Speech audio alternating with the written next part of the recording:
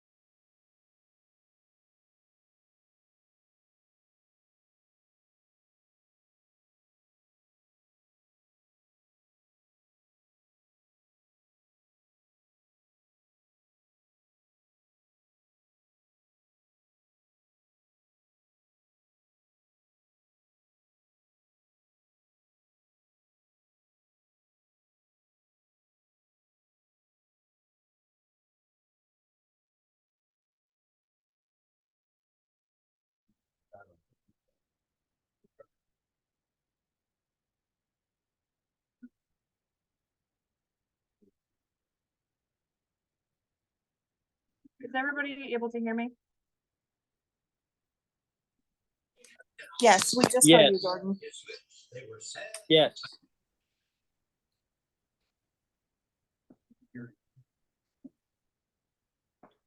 You know how to work Zoom better than I do apparently.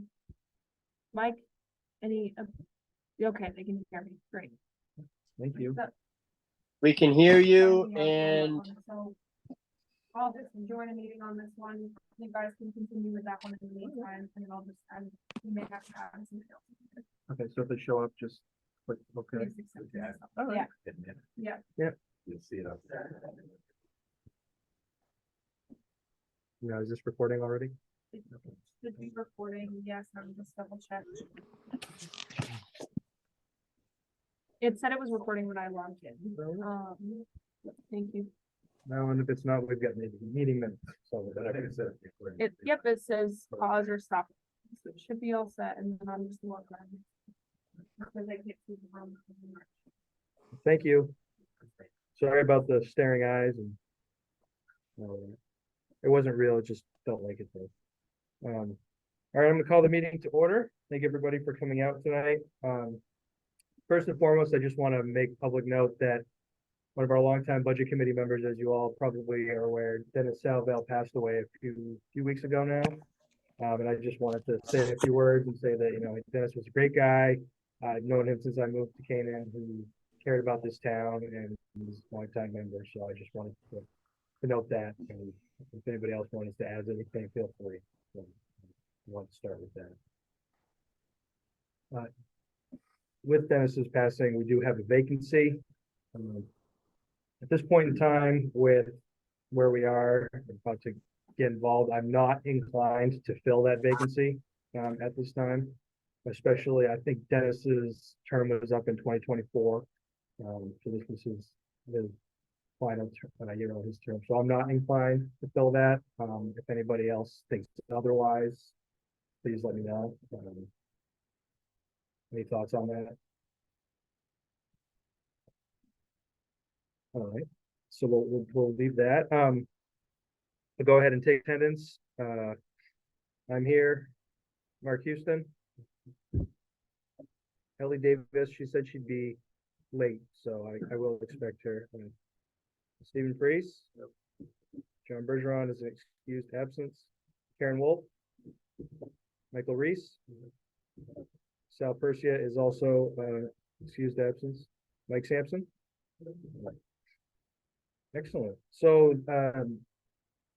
this evening, I thought it would be good to, and actually, let me take a step back. Michael Reese had asked about an agenda. I do have one. I haven't sent it out, but I'm more than happy to send my agenda out to everybody before the meetings if you'd like. Is that something people would prefer? Would you like to see what we're going to be talking about?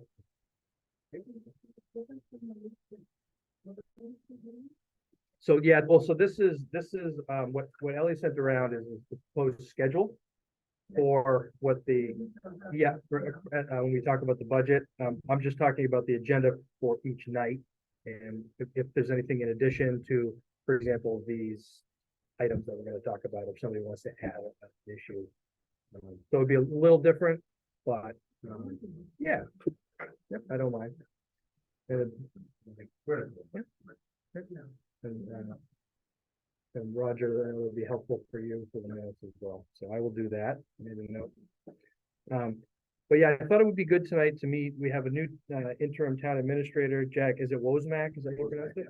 And also a new finance coordinator, Carrie Ann Zandel. And they both. Did I pronounce that correctly? Okay. They are both here this evening. I thought it'd be good for us to meet them. I had not met either of them. And as I understand it, from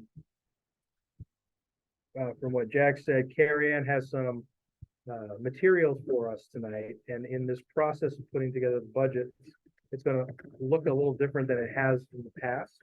I know we've been accustomed to a certain format as far as the spreadsheets that we've gotten each week.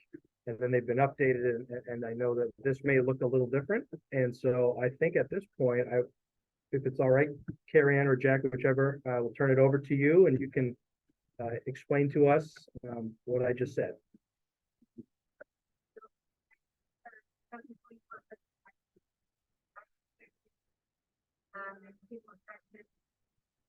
So it started out with several overview of the town, so there's the components of our fund balance, and for that 5 years. Then I got into their revenue, first as well. And then the next section is the summary of our budget for being going to the board point of the project. So there's a summary of projects. There's a list of proposed partners right now. And then there's the summary of the edits to the legislation that are part of the offering with the department and how to move on what you going through it. And we just wanted to see if everything out. This is the only mic. Oh yeah. And so can we all kind of move forward a bit because people in text that they can't hear because everybody in the room is too far back. I'm sorry, guys. No, you're wrong. All right. Somebody can sit here, or you can actually sit next to it. Whichever you probably can bring another chair over and have a speaker sitting in front of. Oh yeah, just turn it around here.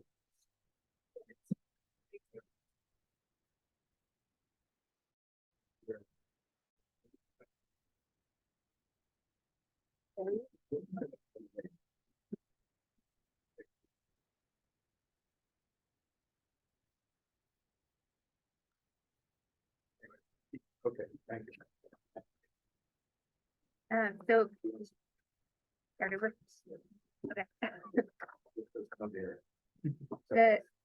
My intent of giving all my backup analysis was so everybody could see my thought process to how I've been looking at our historical expenses to see like what have we spent the last 5 years in every line item to make a better guess at the future, because the future is unknown. So I tried giving us 5 years of history on all the reports. And when I got here, there was some questions about our fund balance. So I started off with our components of fund balance, with the history to that. And all of that can be found in our audits, which are posted online. The fund balance components are around page 30 of our online audit. So you can see that it ties out to the spreadsheet I'm presenting everyone. The historical yearly revenue is there because that's also a part of the budget process. And you'll be able to see historically how much each revenue line has brought in. The second section in the budget is the summary of the 2024 proposed budget. So I included the major project list that the department has asked for being completed in 2024. Then there's a page on the proposed warrant articles, and that's based on where the CIP committee is at now. The CIP committee doesn't present until mid-December, I think. So that's going to change.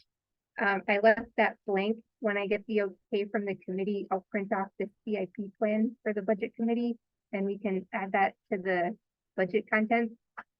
The next thing that's in there is the summary of the edits and the deletions that have already happened to the department head budget. What we had done this year is we asked all the department heads to put together their own budget. I compiled it into one big spreadsheet, and then me and Jack went through it. We made some edits and deletions. Then we sat with the Board of Selectmen. We made more edits and deletions. So the summary of the edits, it just spells out what all the budget's already gone through. So it will show basically what the department heads asked for and then what it's probably written down. Right. There's a lot of information in it. I think the projects that are in there right now, they all have reasons for being in there, and it's interesting to hear everybody's story behind it. But I also don't think it's feasible to keep it all in there. So I just wanted everybody to be aware of that, listen to what everybody says during their presentation, and then there will be some hard decisions to make for the final budget. And then I have a summary sheet of the proposed budget, and everything's summarized by the DRA code. The 4-digit code in our account number is what the DRA looks at.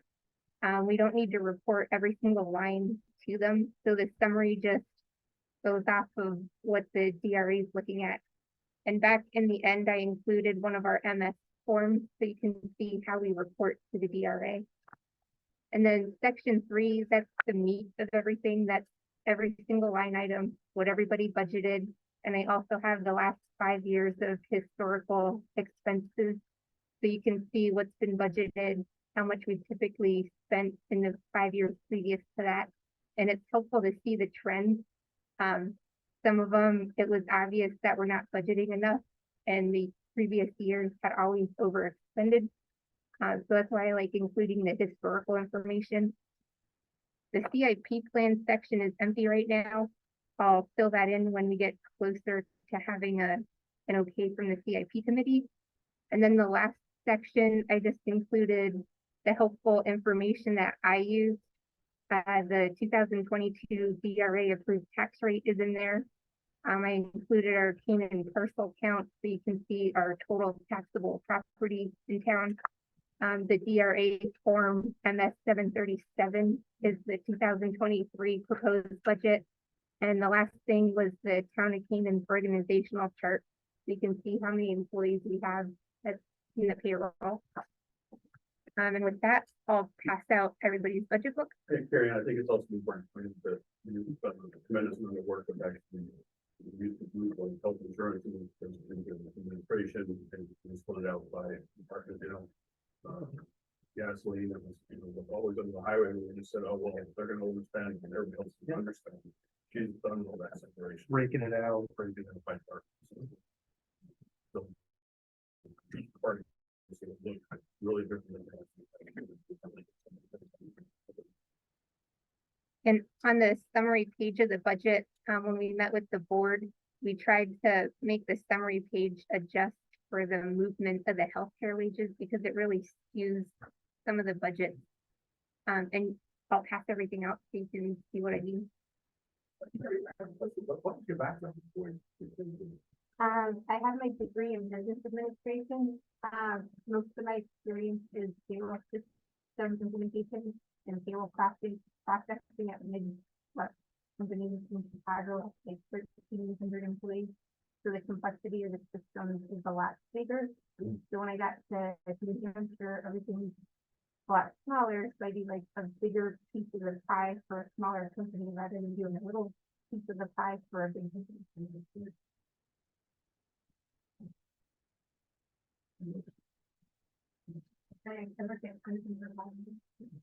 Where? Awesome. What's their town budget? 10 million? 8.2 was approved this month, but we haven't really. Their town budget is $9. Yeah. I know, no, I know, but I'm just saying it's $9-10. And so this will be what we work out of through the whole budget season, is that correct? Yes, and if you ever want me to refresh something, let me know and I can print out new ones. Okay. But I wanted everyone, there's note sections, you can write on it, it's your copy, do whatever you want with it. But please try to bring it back, because it's a lot of work to put together. Sure. So we all need to remember each week, there's not week, but each time.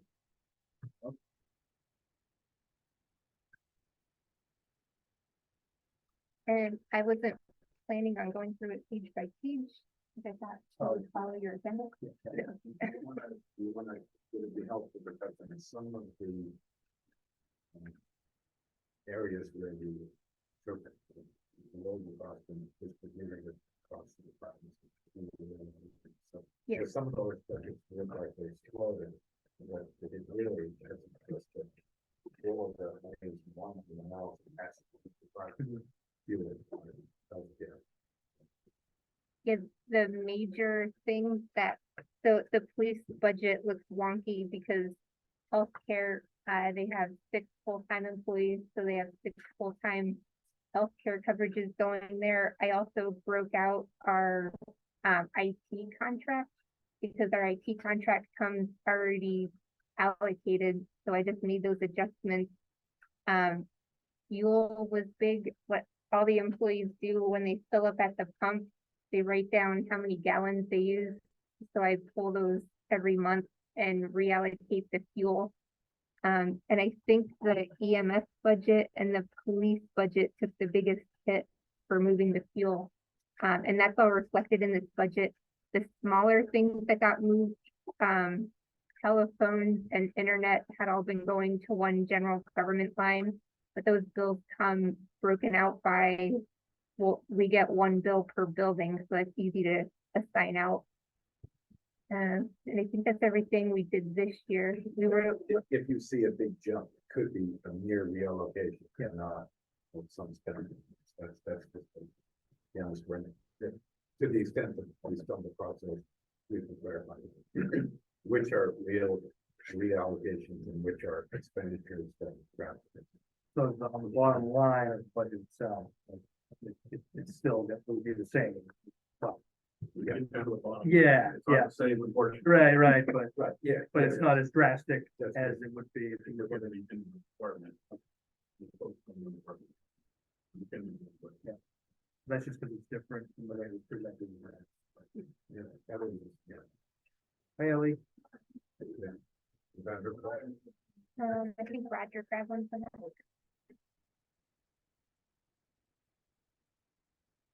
what Karen was saying, Ellie, and Stephen as well, is that some of the big items like fuel, health insurance, instead of being one category, like in the past has been reallocated on next departments. Okay, so.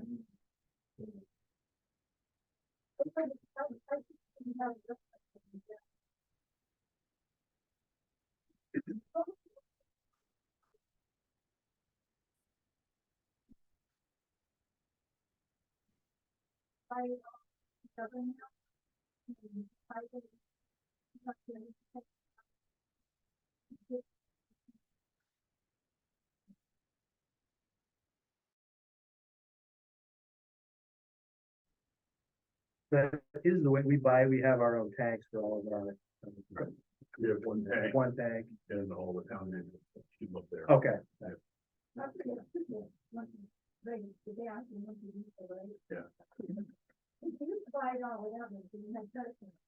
a- Ella, the only thing I'll say is, because you're at the very back of the room, nobody on Zoom can hear you. Well, okay,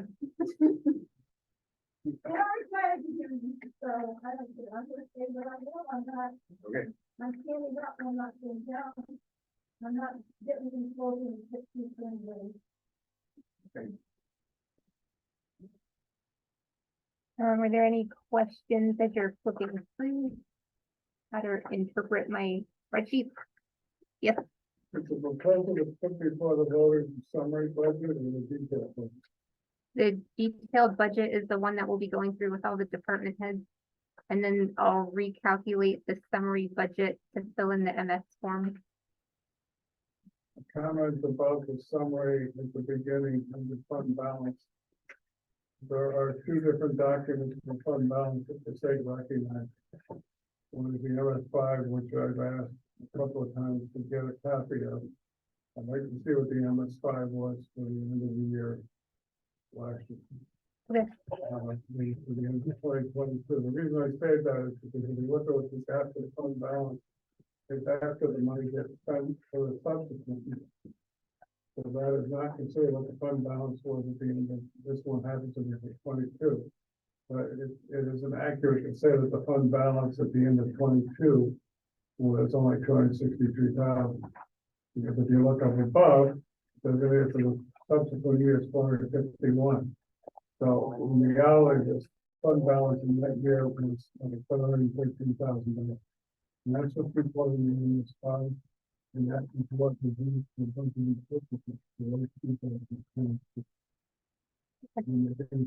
Yeah, I can bring in the MS5 for the Yeah. next meeting. and I'll show you, you should be able to see it. It's fairly full. 535. Yeah, I've got the town report too, but look at the date on the first page is the end of 22. There's 21. It's not, I didn't do this year until well into this year. So, the long and short is, if you can bring in the one with the file, it should have been filed by now. By the county. Okay, so you can bring your copy of those and do that. Just so. And where it makes a difference is, for instance, when you say it was a negative number in 2018. It wasn't a negative number in 2019, it was only because it was expended out before it got to the negative number. So, and there are two different unassigned fund balances. One of the accounting report, which also reflects, like all accounting reports we've ever done, all after close changes, which includes what the voters approved to take out of the fund balance in March. And you spent $400,000 on the unassigned fund balance. The auditor's report shows that, but that's not what was actually in place at the end of the first. Okay. You can check it. Let's go look at the MS5 and you're gonna see it's different than the CDL. yeah, fine. You enter when,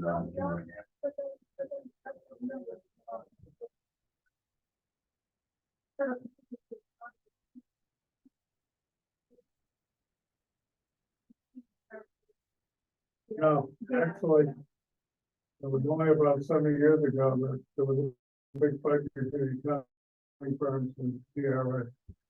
And they finally resolved it, but they resolved it, the auditors do it one way and DRA does the second.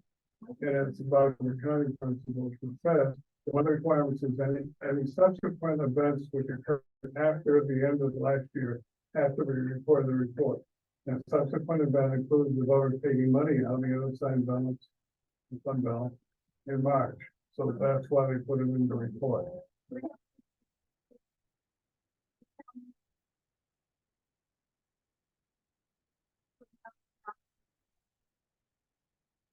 No. The only thing I can tell you is two different organizations, two different strategies. You gotta live with both of them, but if you're a budget committee person trying to figure out what you're gonna have, then the unassigned fund balance, the only one you care about is the one at December 31st. Why? Because if you're taking any money out of it in any warrant articles, you gotta know what's in there. Okay, the auditors don't care about that so much, they care about reporting everything that happened from the close of the fiscal year through to when they actually sign the report, 6 months later.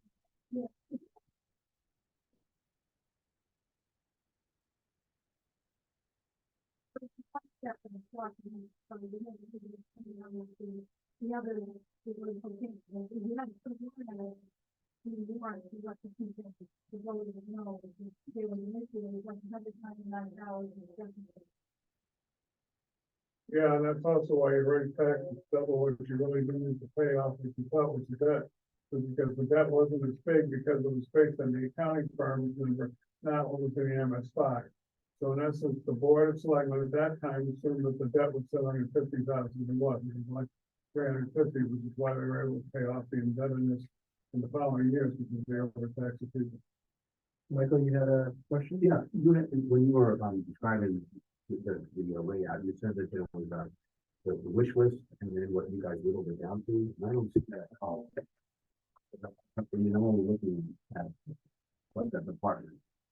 Go to the budget summary, the Is that in the budget second, summary? yeah, the second section.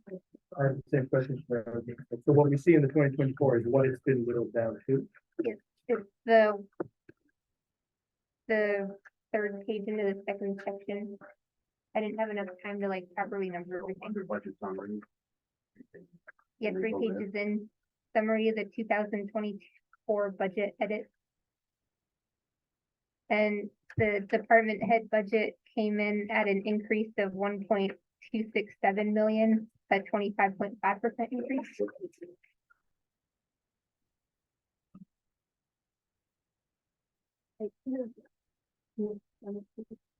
Oh.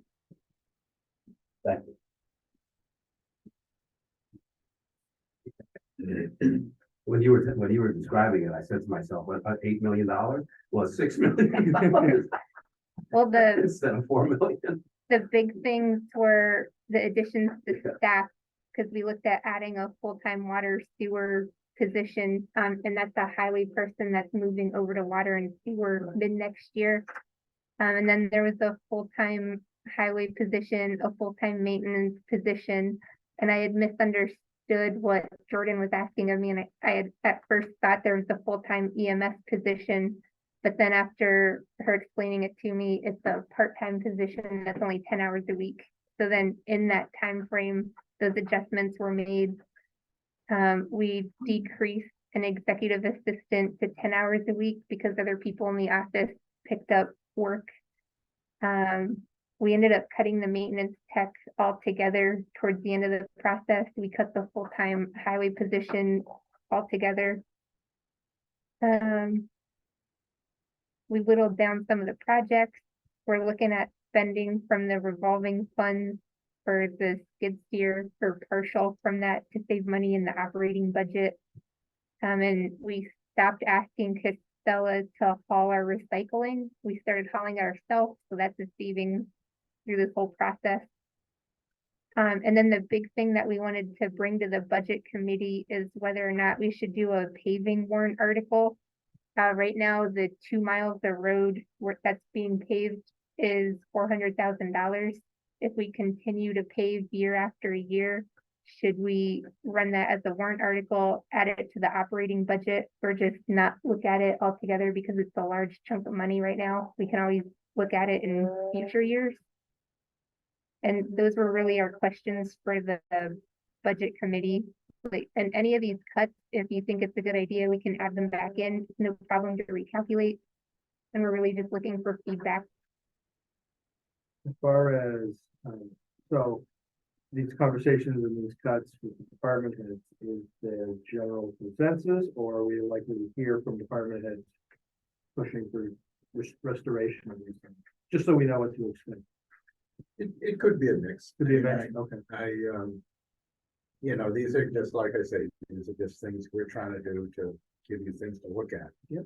You know, and, I mean, to the extent that all of us can, you want to offer suggestions that we think the town can live with.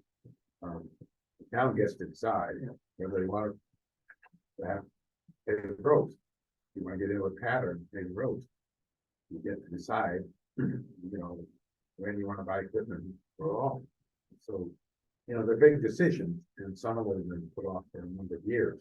And so, these are suggestions that if you want better roads, and you want, you know, better gravel and more asphalt, you know, this is, you know, incrementally, this is how you pay for it.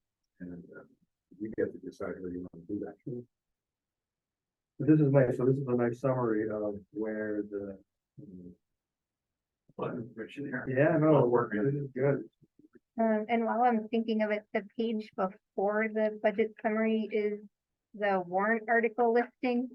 I can briefly explain what's going on with the CIP committee. Bob came to us with the idea of leasing some of the major equipment. We contacted, well, Jack contacted a municipal leasing company, and we can do everything as one big lump, and then we get breaks when you hit $1 million. So we're looking at potentially leasing the grader, the backhoe, and 4 10-wheel dump trucks. Altogether, it would be one lump sum of 7 years. We would pay $335,000. And we're also looking at, if we decide to continue purchasing, how does that compare to the plan to lease? And we're still working on it, but I had added those costs to the warrant articles because they would run potentially as a warrant article. So those are on the table as well. And some of the thought process behind that was done with Bob and Guy is that, and yes, we all know we went without a mechanic for several years. And we're playing catch up, but in the same sense, we've got trucks that aren't due to be replaced in a couple of years, and we're spending $50,000 to $60,000 in repairs every year. It's just, it's crazy when you start to see some of the individual costs of what our repairs are costing us on some of this equipment. And a lot of time, because, you know, a lot of work has been done in the last 2 years on the CIP of really trying to get inflationary numbers put into those and real numbers put into it. But we're still not there yet. And, you know, that's the concern is that we just, you know, we've been putting money away for some equipment for a long time, and we just don't have enough to actually stay on track with what the CIP Does is. it look like the reserve would handle the lease payment? So you can't, I don't think law allows you to take money out of CIP funds or dedicated funds and pay lease payments. So,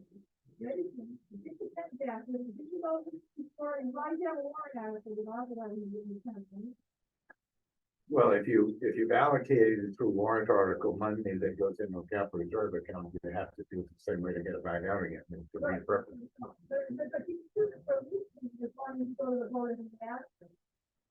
I thought that's what I understood.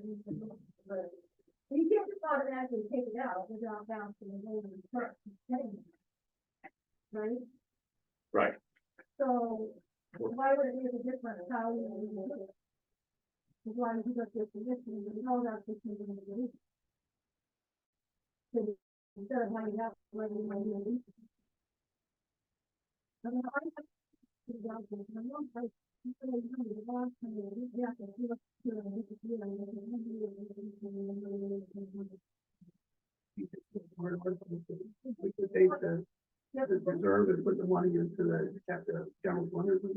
I think basically, you know, you'd say.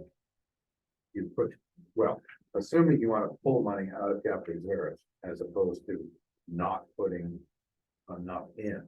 In other words, there's discussion about adding money to the capital reserve this in 2024 in order to continue to build up to buy the vehicles that otherwise you might lease if that's the decision. So if you decided to lease them, the money that you otherwise would have put into capital reserve, you would have put in the operating budget to pay the lease cost. But you still want permission to buy and identify where the money is going to go and what the vehicles are and what the payment structure and the obligation going forward is going to be. And then this committee or the voters get to decide whether it's a better deal for the town to get more new equipment now than later, and whether it's cheaper or better deal to lease it now or pay for it later. Those are just decisions you all have to make. So it's more complex, and we're holding on to our equipment so long because the CIP is not right. It's not right now. And, you know, when we trade in, it's got no value. So all the value's been eaten up. So if you get on a lease program, potentially keep it for 7 years, turn it in, and every time you roll it over, your lease actually goes down because potentially it could go down. Not including inflation, obviously, but you've got value at the end of it. So Cause you still have the obligation to maintain the equipment while a you, lot of these lease programs, they will do it? and Bob knows the specifics better than I can. Oh, wow. That'd be, he'd be the one to ask. It's part of the maintenance package. Oh, They okay. just change the Gotcha. order. So you're not only spending well, in theory, if the numbers worked out, you're gonna be spending less money on maintenance, and then at the end of it, instead of having a piece of junk that has no value, you enter into a. It's quite funny that Bob brought up, in the CIP meeting that, and I've seen it myself personally, with some of this stuff, you can't, some of the parts, you can't buy from anybody but a dealer. So if you're gonna have to go to a dealer to get the parts or even do the repair, then what's the difference if you go to the dealer or you have to lease something? Right. Okay. So that's a big thing, and we need to talk to Bob and something about that. Mike, Yeah, last fall, there was a proposal to the private, the lease and private, we got some improvement for it. With some category. CIP building. And, the attorney at the time, I believe, said, they were the ones that directed us to. We showed it all on the sheets for the CIP committee. But it wasn't, the debt service was not going through the CIP committee. It was going through the general fund. Right. And there are rules that do change back and forth about whether you can use the fund from the CIP to pay debt service, and most of the time that I can remember, the answer is no, and it's all by rule from DRA.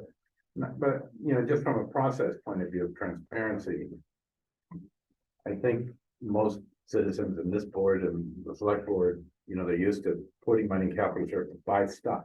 Well, if you're not gonna use the capital reserve to buy the stuff, you wanna lease it. You know, changing the philosophy, I think, would be useful to make sure people understand that when maybe we're not putting as much in the capital reserve because we're gonna be leasing it through the operating, but just for transparency, to make sure that people understand that in order to get as much new equipment now, because you got 50 pieces of equipment and a lot of it is profoundly old, and if you have to wait 2 or 3 years to build up money, 4 or 5 years, I don't know what you're gonna use. But it's just not in good shape. So the thought is, how can we economically get as much new equipment as possible with the moderated impact on the budget?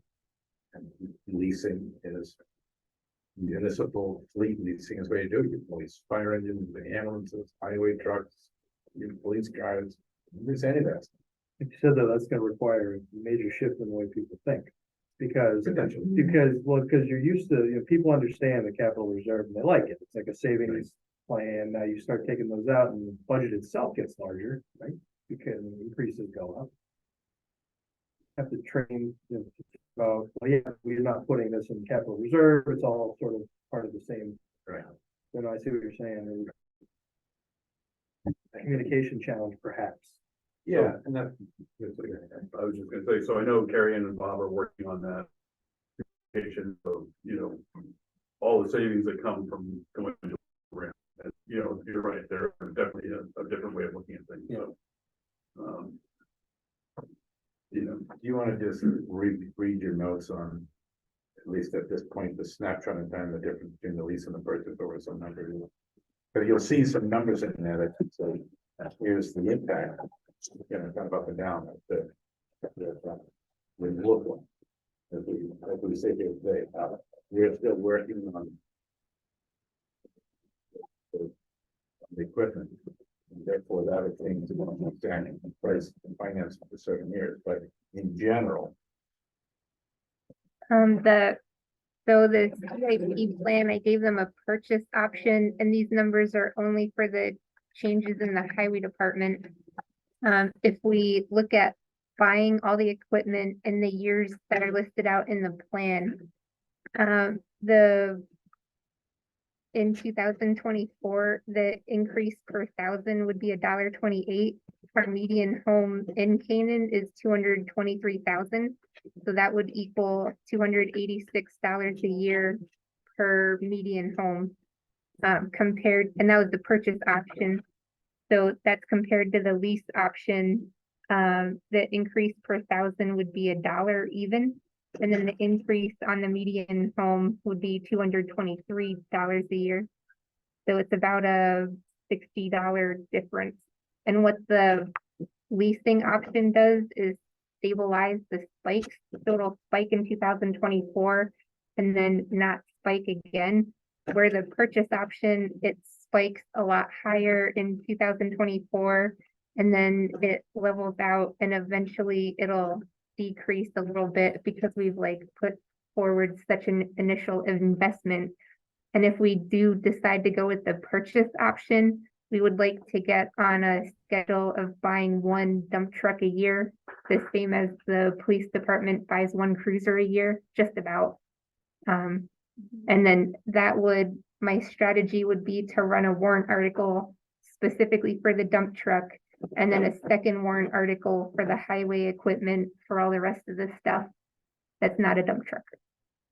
So it would be an additional warrant article, but then each warrant article for the dump truck would be $350,000 that year. Where if we're leasing it, we just have a flat payment for 7 years.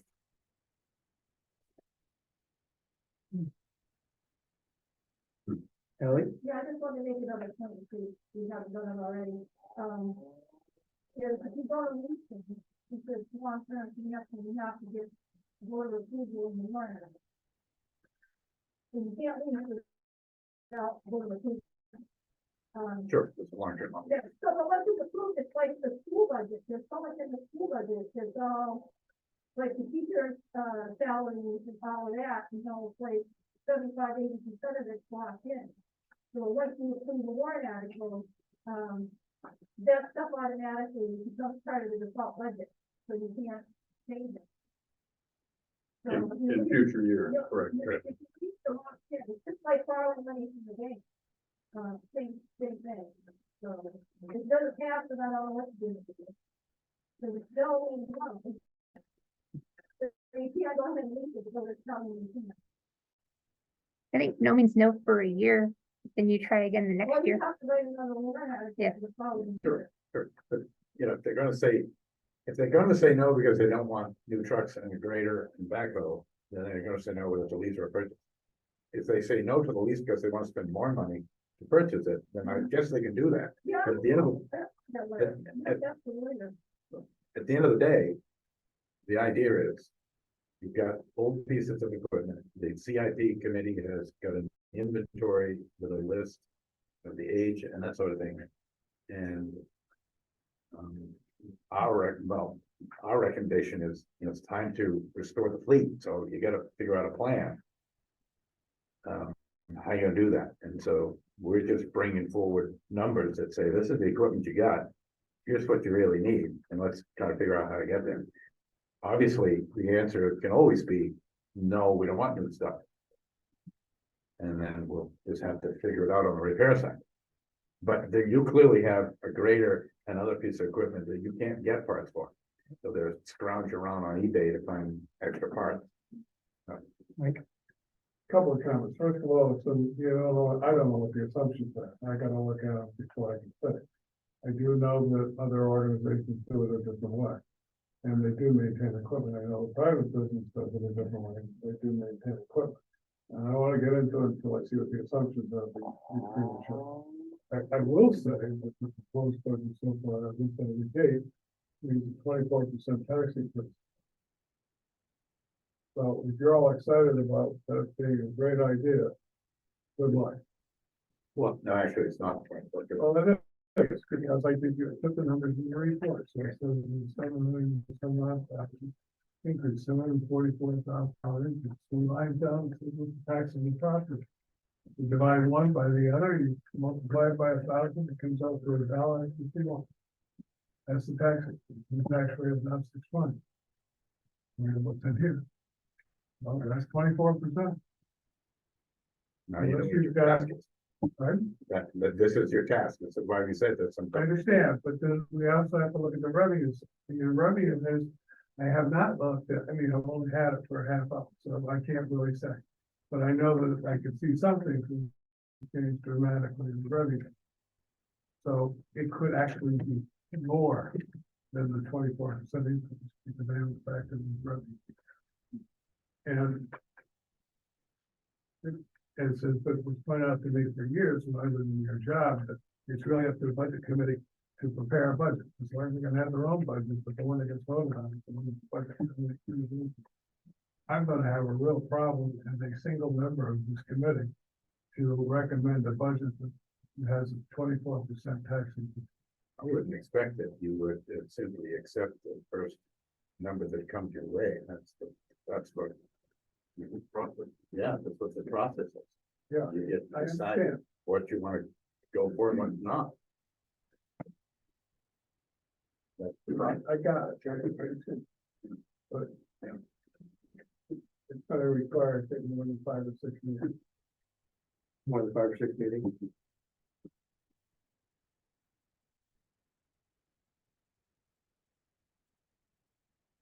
And while I'm thinking of it on warrant article, I did add a warrant article for starting a contingency plan. It's highly recommended. I put $30,000 in it. That was just a ballpark figure. It can be up to 10% of your budget, and it can be way less. So if we're looking at saving money, that contingency plan, my strategy was to get the warrant article passed that we're allowed to have a contingency fund. And then we can fund it with whatever we want this year, but then it's an option, because then the years after that, the contingency becomes a line item in your budget, and we just budget that money in there rather than running a warrant article. So my intent was to just get it approved. Can we have a contingency fund that we can use in the future? 10%. Budget. It's allowed to be up to 10% of your operating budget. I would recommend checking that with council. It's never been legal. We did it 7 years ago and DRA closed us down on it because we couldn't even. Yeah, Dana had us do that too. So I just suggest, I know schools have that provision in their law. But the town doesn't have that provision, and it gets even dicier when you go for the bond vote. Because it has to have specificity on what it's gonna be used for. So again, I would double check with the ARA. The ARA hasn't actually had to. So, ask. That's something you did as an. No, it was discussed in the NHMA budget update last year and this year, by the lawyer that gives that presentation. And this year's, it was only a couple of weeks ago, so there was a discussion on contingency budget. Or contingency lines, I mean. We're gonna change the law, that's fine. Historically, we can't, we're in it. That's right.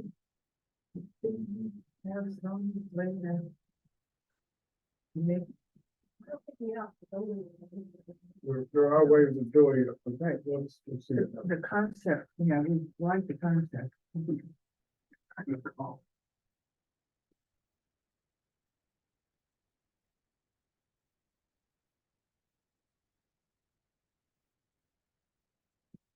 You said you looked at the money.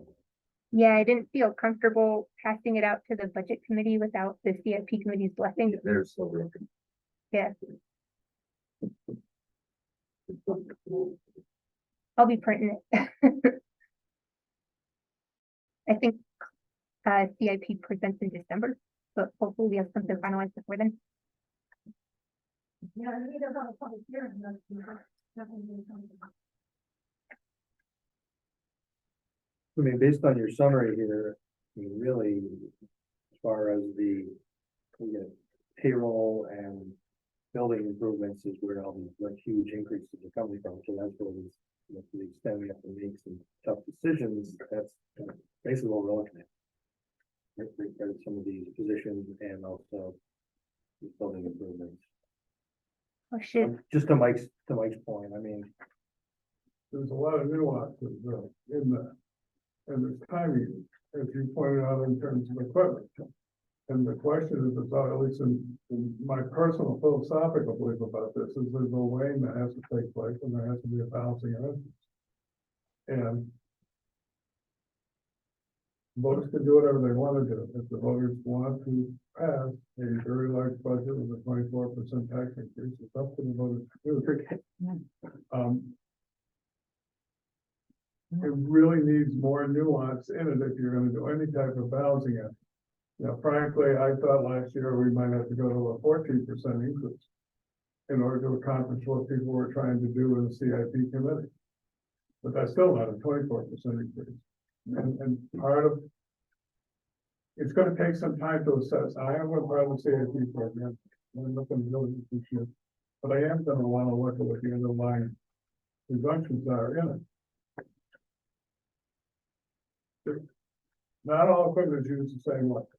Okay? And if you're doing a historical perspective in terms of what you're doing in your reports, you might want to take a look at what types of equipment, how frequently it was replaced over the last 15 years. Because there's basically a new truck every year, or a new major piece of equipment every year. So the question is, why is it that we couldn't in a 10-year cycle replace equipment? And it's 10 years too long, because it really has to be a 5-year replacement cycle. And why?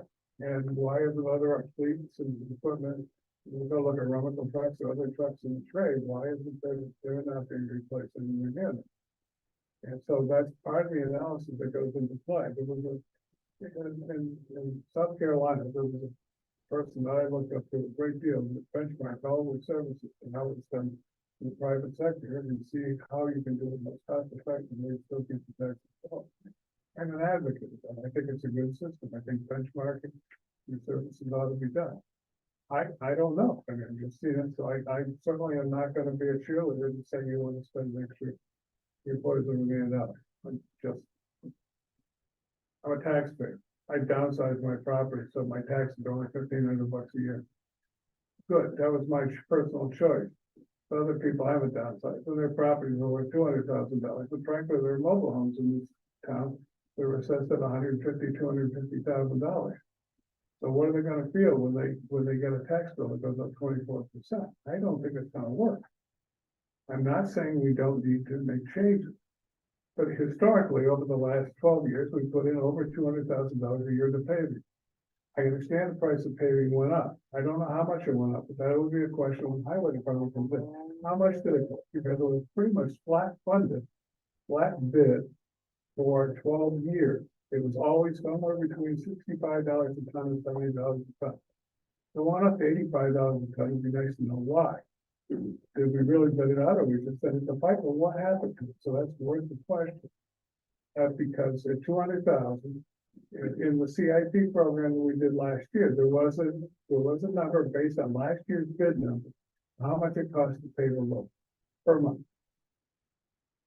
Okay, and it's not an extra $500,000 for paving.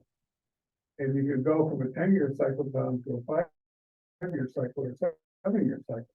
That'd be fine. You know, maybe again, there needs to be tweaking or adjustment. But to go from one extreme to the other, you know, without no frugality to squandering basically, and I kind of tell you, the 24%, there were people in this town who were absolutely horrified when their taxes in the school district went up at them. Okay, well, we're about to do the same thing. So I don't know if that's really a good plan. So I do think obviously I'm not on the committee because I don't think it's a valuable endeavor. It is a valuable endeavor. We ought to engage in that endeavor fairly significantly between now and the end of the summer, because this is a big spread. Let's put it that way. Did you think it was a 24% increase? If you're adding the warrant article increase and the operating budget together, it's a lot. I have it broken out because the warrant articles, I don't know what people are interested in putting forward to the voters. So the warrant articles are one total, the operating budget's another total. So right now the operating budget's at a 15% increase. And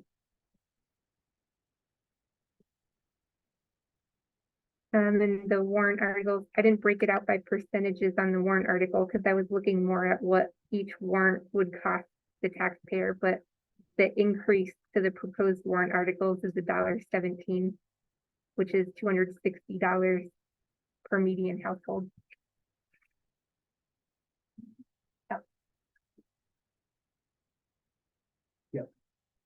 I'm going on the tab that says, the post 2024 budget, and the third page. It shows 2024 budget, and it goes to the department total down to 5%. So the total budget is, none of that, I just went through it again, there's nothing in there for the mark. It's purely the operating budget. So that means that the total operating budget, not the capital, not the warrant items, the capital is not the one thing. And it says that the total budget increase is $744,000. And that's $1.51 per thousand. Okay, so that's 25% of $6.20. At least I might calculate in my phone. I So- did the increase. I did the 2024 proposed budget minus the 2023 budget. Yeah. And then divided the difference by the 2023 budget to see what the increase is from last year. But you can't do that. You gotta do on how much is gonna be raised by tax. So think of it this way, $100 is the budget, okay, this year. And you have $50 in revenue this year, last year, $100 is the budget last year, $50 is the revenue. The net to be raised is 50. Okay? What has to be raised is tax. The budget this year is $150 for the sake of argument. You only got the $50 left over here, so the increase is $100, not $50. It goes up disproportionately higher because the rest of your revenue is fixed. It's gonna be whatever the grants are from the state and all the rest. Unless you build in a strong component into the budget to generate new revenue that is not tax revenue. We did that on the ambulance service when we went to private transport. We could get revenue in that would help. But if you don't, it is not as simple as saying that the budget went up 15%. The budget went up 15%. But that 15% has to be paid solely by taxes unless you created more revenue.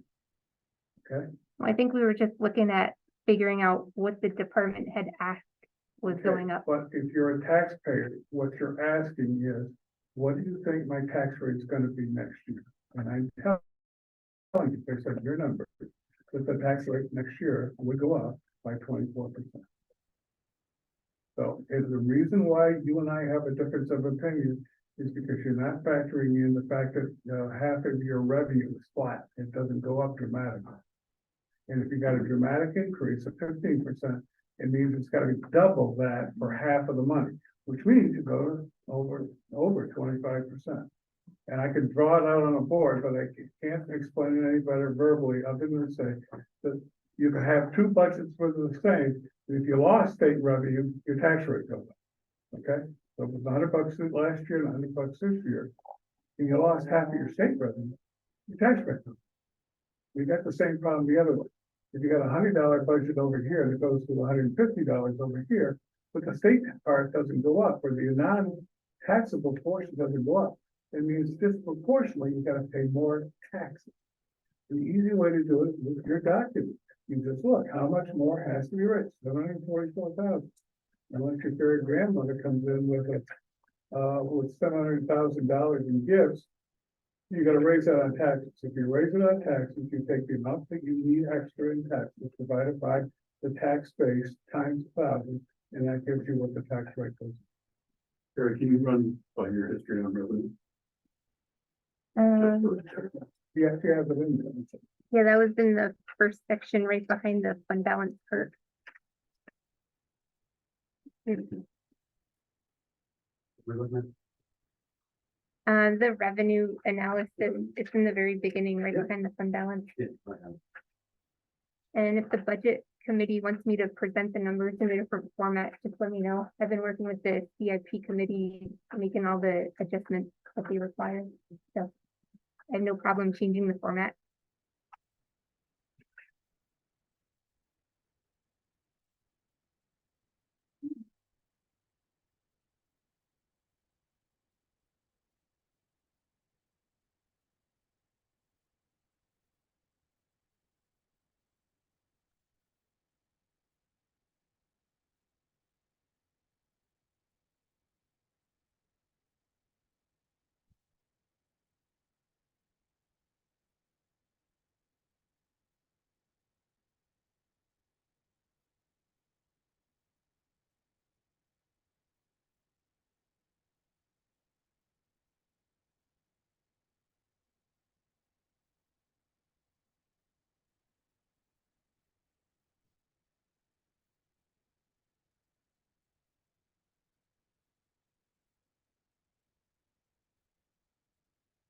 Well, it does sound like, for the first time in a little while, we're gonna have to really get down to this, because I think that kind of increase, I just don't see it passing, but it's just gonna go down. It's just not gonna be a thing. I just don't think so, but, we have this proposed schedule that Ellie sent out with, when we get, into it, starting October 5th, we have 1, 2, 3, 4. That's why Mike said five meetings scheduled. It may require more perhaps, and I think what maybe the thing to do is to, tentatively go with what we've got. We can always, if we decide we need another couple of meetings, we can add them. If we have to do that, we have to do that. I just have to make sure they don't do all that. Right. So we need a heads up for Ron. There would be time, you could probably. This is what, 1 to 2 a month. Right now for October and November. Sorry, November has 3. October has 2. And don't forget, we've got 2 members that are on the planning board, and they meet on the opposite Thursday. They meet, right, Mike? Yeah, me and Sal. You're on the Right. second and fourth Thursday. Yes. November, because that. So This committee pays more, though. I couldn't attend this meeting.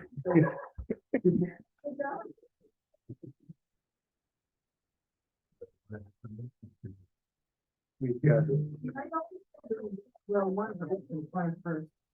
21st is open. Yeah, but for, when people will say like. They'll be with it, this is clear, but, The health insurance attorney, and you have the number that it was, when the 2024, you have some type of estimate that you might have heard from the health insurance department, so Yeah. to see a 10% increase on top of what it says there. It's too early for them to give me anything concrete, but I sat on their rate hearing a couple of weeks ago, and all they would put out there is the cost of healthcare in general has gone up 8%, but that's not their rate, that they would increase this, and they wouldn't commit to anything on the hearing. And our renewal is July 1st.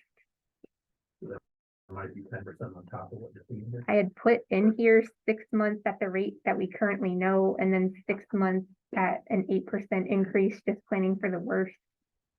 But I think it went up less this year. I forget what I looked at it.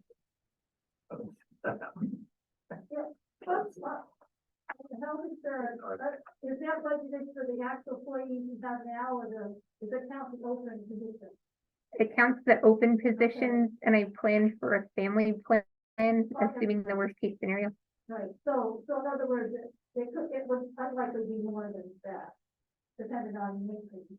Unless we got more employees, Yeah, it wouldn't be more because I budgeted if those open positions would come in and have a family plan collection. That's the worst case scenario. Okay, good. Most expensive case, I guess. Yeah, okay, good. Well, from what I remember, we never got insurance numbers until usually November. Right in November, early December, right now? Right. That's not, it should be on the schedule. I think it's sort of line in there. for this title for the meeting. I think I have in this one. So if you have the personality to say to run up to the fifth, and then health insurance on the 16th of November, on the camp that it will be done by then. So does that sound reasonable, right? I'm sorry, can you repeat? 16th of November for health insurance update. Yeah, there's 3 different companies you can get it from. You have to push it. So I suppose we would have to wait for December. I think we at least get an update to the chapter and there on the bottom. Okay. Well, I suppose if we have to, we could, move if we're not ready to vote on a proposed budget, because we haven't agreed on one, we could always push that till right before Christmas. Well, Slot. yeah, well, the other option too is, I hate to do it this way, but I think we've done it in the past because we had some changes that were unexpected, is there's the option of, going to the first week of January. Right. You could actually go later if you did your own amendment for the deliberative session too. But you gotta have it ready for the hearing, because you gotta present it at the hearing. I mean, you can theoretically vote the hearing, you want to, you notice that, but I wouldn't wanna wait that long. But if you did it the week before the public hearing, that would be what, January 4th. So we essentially do have 2 slots that we could work with if we need to Yeah. already, with this. But the other thing is, like I said before, is that if you want to put this, you gotta have a public hearing, and I think, believe you're gonna have to have a public hearing on that, I think, yeah. That's correct. So, I don't know the law, but from what I remember reading about the Raider, we were supposed to have had a hearing on the Raider back in December. That's correct. So we might have to have a hearing. We will have to. For the budget. Because that's the law. Have a hearing on the possibility of the lease before we put the budget together. Gotcha. We have to decide, we have to decide on recommendation, I don't know how that works, because it doesn't know. So, but I know you have to have the hearing, but I don't know if you have to make a decision. And that's because of the size of the long-term Yeah. commitment. Yeah. Yeah.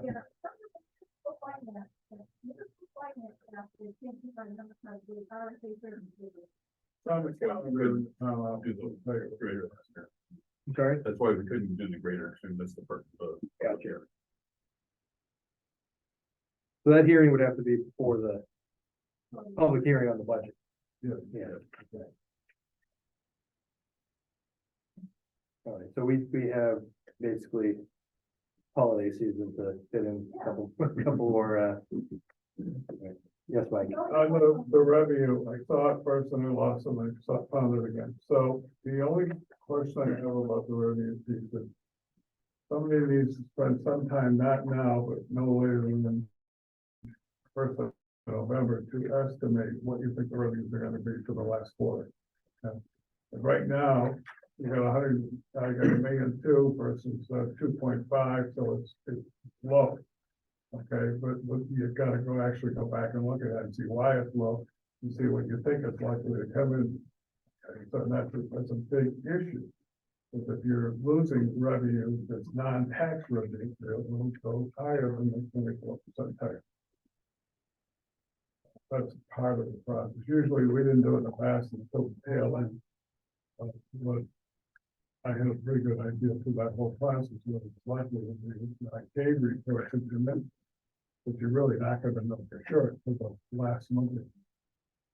I think a lot of the carbon space, the carbon space being like What? carbon.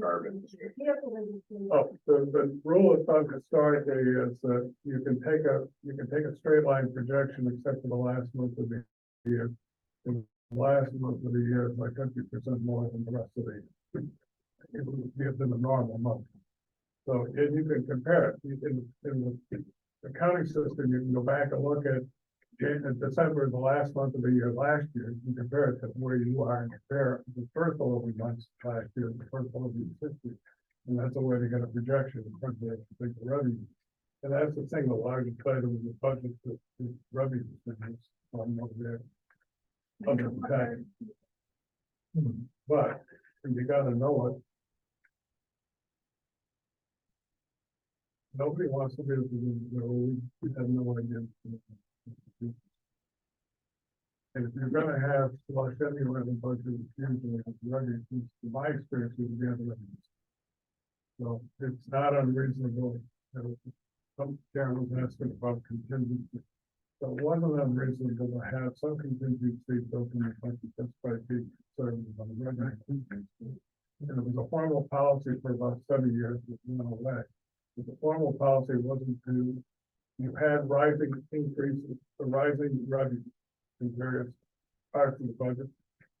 That we budgeted the known revenue from the year earlier, rather than the one that just closed. So it gave us a sense of security, that it wasn't going to drop. We got away from it. We were just budgeting the whole amount that we thought we were going to get based on last year. And people, Stephen would come in and say, well, this is what they're telling us in the Meals and Rooms. And we had a different number, we went with Stephen's number on the Meals and Rooms, thinking it was going to be X. A little higher, but so what? The point was, it was a conservative estimate. And that does create some cushion that goes into the unassigned fund balance. So this is not the way, because the study tax rate usually was the end of October. And that's what I remember in the olden days, where they just assumed there was no more revenue after that. That was the most conservative thing to do. I don't know what it's saying, but I know when Buster was here, that's what they did. Did you already file the estimated revenue? I don't think so. I haven't been. It was, it's due the other month. Was it this month? I thought it was October. No, it's due the end of the month. And that has been a conservative dig. So if you absolutely know the revenue is coming, like state rate, you're supposed to. But if you're not sure, like motor vehicles, well, it's really gonna be, tend to be more conservative about it. That's not in the county. Which, That's in the revenue. I mean, I know there's one in here, but I don't know if that's the particular one. I don't. the one I was-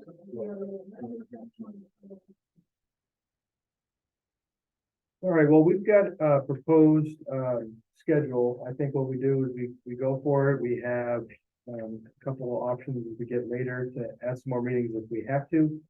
It may just also mean that the meetings are gonna be longer than we're accustomed to and still, right? We gotta get through this. Thank you very much for putting this together. This is very nice, and I look forward to bringing this every time and having all this information. I like the way it's organized and everything, so thank you for that. Yeah, it's really nice. Thank you. Everybody, remember to bring them, put them in your folder that you bring to the budget committee. Yeah. Let's see, your thought in the future is that if you have to update you, page, then we can just take this apart and change it. Yeah. We gotta save. I scavenged these from the supply closet. 3-ring binders would have been easier, but these guys worked. Yes, I did find them. They were in the back corner. So on October 5th, it'll be the town administrator and selectmen going through their items. I did have one more item on the agenda at the request of the selectmen, and I said I would bring it up. And it had to do with meeting times. I know we discussed this in the fall when in the spring when we came to our meeting times, but Stephen, would you like to bring up what you had asked? Yeah, since we're utilizing an interim town administrator, we're paying for him to be here every hour he's here. He finishes in the office and to wait around for 2 hours before this meeting starts is a lot to ask, and it's expensive. So what I was asking Ned and Nate and Ellie if we could consider starting the meetings a little bit earlier this fall. Because of that, to try to save some money. We just start the select board meetings at 6, so even that little 1 hour then we can. Plus, we've got a lot of our plate in this committee to work through, as you can see. So, pretty extra hour. but I was here at 6 today because I misread the email. 6 is an excellent time. I mean, I would go earlier too, but like I said, hey, like every hour will help fine. Yeah, I'm fine with it. I mean, so I, you know, and I understand it, but I want to make sure because I remember discussions, about people, you know, you know, I work full time and so getting supper before budget committee is always a nice thing. I don't know what everybody's schedules are, but I figured I would put it out because I'm not gonna, you know, just say, oh yeah, we're doing this if now 2 or 3 people can't make it. At that point, I would say, well, it's, you know, the meeting at 7 and that's just the way it's gonna be. So I want to throw it out there and see what people I think. can pull us right now and then get a hold of people that aren't here. and see what they think. All right. So, My sandwich is this. actually, can you have food in here? You have food in here? Yeah, the camera card, sure. Well, I don't. I usually cook for my family, so they have to be eating earlier, eating late, but I would prefer not to, but that's me. Mike will probably pay for catering, you can hire Carolyn for a bit. Sal and John, we're not here. Yeah. Later. You're gonna pay for the food. Okay, so Ellie, what's your position on meeting earlier? No, No, okay. How much are you paying Jack an hour to be here? I don't know, yeah. Like, he doesn't know. It's not what he gets, well, it's not what he gets. We go from, so he's. some get paid at all. So 95 money for something too. Even though we don't get paid, except for running. So, Mark, what's your feeling on the meeting time? Yes, no, 6 o'clock's okay with you, okay? I'm a no. Stephen? I'm sorry, Michael? Stephen, Michael? Don't call me late for dinner. 6 is fine with me. And obviously you're okay with it? Karen? Mike? You're okay with it? So, yeah, That's the majority. 3 and 4, 5, there's majority, so, Yeah, you wanna lose them, but somebody's got to hear it. yeah, so why don't I'll ask John and Sal what their position is. Are you unable to make it at 6? Absolutely, Ellie, or is it just a preference thing? For me, it's a preference thing. I can get here. Preference. Well, that's not running the problem when we get to this year, because, we're gonna end up with conflicts with the school. And also with the, planning board. So how is Mike gonna be in 2 places, Mike and John gonna be in 2 places at the same time? Last year. Planning board meeting, that's it. If you were still late, I suppose we could so. go forward and then as we get busier and if conflicts arise, you know, we could shift back to 7 if that accommodates things. I think we just try to be flexible here. And there's no guarantee that Jack will be here through the entire process. Right, that's, Right, that's the other. right, So what if you're not here, so, right. or that can't be here on Thursday night, Well, that'll be so they don't a whole have the whole thing. other, And then I also have, we also have to ask Ryan, and it's, I mean, I got a problem, but we have to also ask Ryan if the room is available to supply. so I guess for October 5th, Ellie, can I ask you as secretary to reach out and see if the room's available at 6 o'clock? Okay, and maybe we'll just take that position each for the next meeting. We'll confirm that and we'll send out, an email confirming it. Right. You can't have it early, you can have favors, you can't have it early. So perhaps repost them all at 6, but we'll do it on a week by week basis to make sure it makes sense. Because I also want to make sure we have forums, because if something, like if I have something late in the day and I can't be here for 6, and then somebody else and they're on the forum, then Now, I remember you had this meeting before when we discussed the time before, Mike Hanson said he was okay with it as long as it wasn't any earlier. So that was part of the reason I was concerned, Mhm. because I was afraid he would be able to be here, and I didn't want to exclude him. Sure. I still mention it to John and Sal as well, just because if they're, like, real strong objections, we're all members, and I don't. Can we circle back? Yeah, we'll circle back, so, okay. Does that sound good, acceptable to everybody? All right. Thanks for considering. Does anybody else have any other business that they want to bring before us? Yes, Ellie? I'm probably gonna apologize for being late, did you discuss the vacancy? We did, we discussed it and I decided I not, and I don't want to fill it right now, Okay. not given where we are. I was recommended, but if I go that way, we got one person that applied last time that he's eager to do it, so if we were gonna fill it, I would suggest reaching out to him, but I don't. I am not inclined to fill it right now, Okay, but certainly encourage him, there's a big, that term was up in 2024, so certainly encourage him. Right, yeah, yeah, and there might be a vacancy on the school budget committee too, I don't know, I resigned, so I don't know if they're gonna fill my seat either. so. Okay. Mike? Other business, first, could we get a copy of the MS5 for the next meeting? Yes, I already made a list. And, the second item that I tried to sign into, the budget versus actual today online, you have to have a password and I was denied.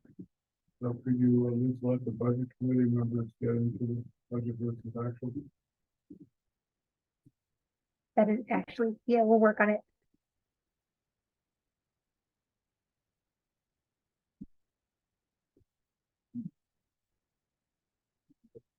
We did, and I'm trying to recall, did you send out the minutes, Ellie? A long time ago, right? Yeah. Yeah. Is that, yeah, we haven't met, so I couldn't remember, but, yeah. Right? We love going. Did I go down? I prefer, I rebate them. And then the staff report from here, I'll send them to the others and I'll put them to the book. And I can't remember, so, I mean, I suppose we could table that until the next one and just do last meetings and this meetings at the same time. Yeah, perhaps, does everybody like that idea? Yeah.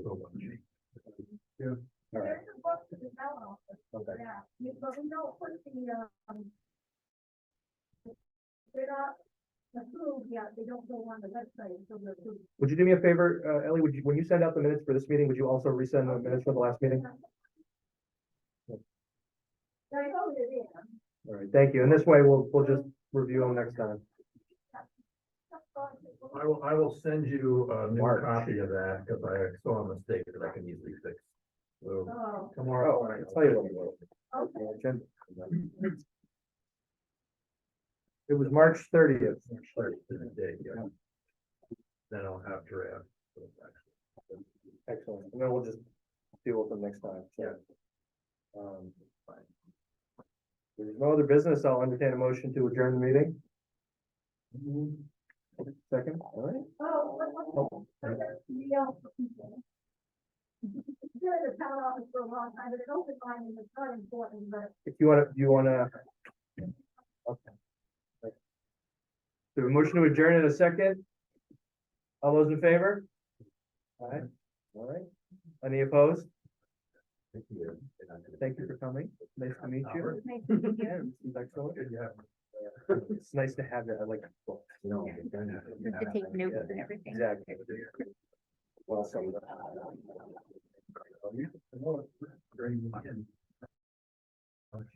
Nice meeting you. Bye. It was nice to meet you.